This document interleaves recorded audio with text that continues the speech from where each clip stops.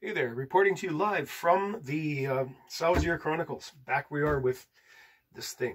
Now remember, from last episode, we were trying to figure, on the outside it looks fine, right? It looks perfectly fine, and it will look perfectly fine. But inside, the dark secrets start to pop out. And remember, we'd noticed this. And, you know, they'd done a beautifully done seam where they'd splice two pieces together, and I'm going to go back and see if I've done a video on this myself, and if not, I will soon. But the problem is, as you can see, there's the set.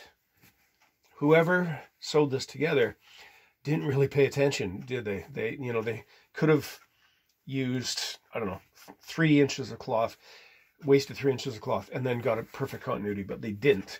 I'm going to be charitable. No, Rob, don't do that.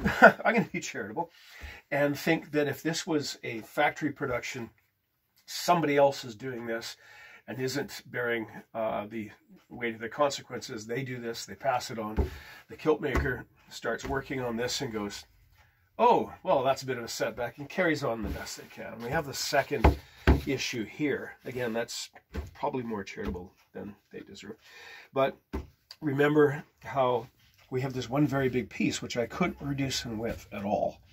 So what I wound up doing is, as you can see, I cut that piece out and folded it over so that we've gone back to my best practice of canvas and canvas, and then just basted the whole thing down so it's held in place.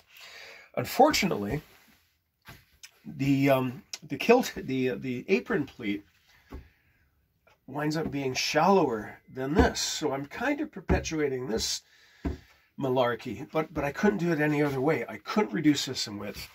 And the apron, I couldn't make that any deeper, right?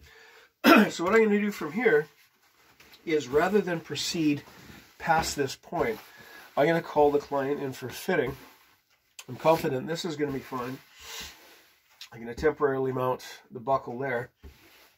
But what I'm going to do, so mount the buckle, fit it to them so I can mount the strap so that we know that's working.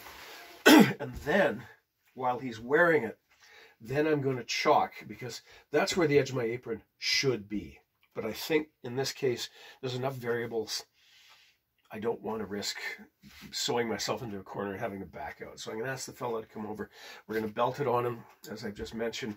And then as it's hanging on him, I'm going to chalk where the A-line actually is on this.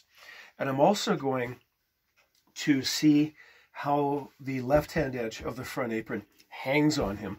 And I'm going to baste it in position. And then, of course, I'm going to have to fold both of those back and sew those back.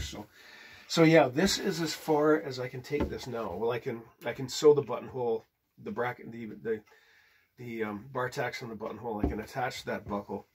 But I think what I'm going to do is I'm going to roll this up and put it away and start work on his other kilt, so that when he comes over, I'm fitting 2 kilts to him rather than calling him back on separate trips. So there we go. Thank you, and carry on.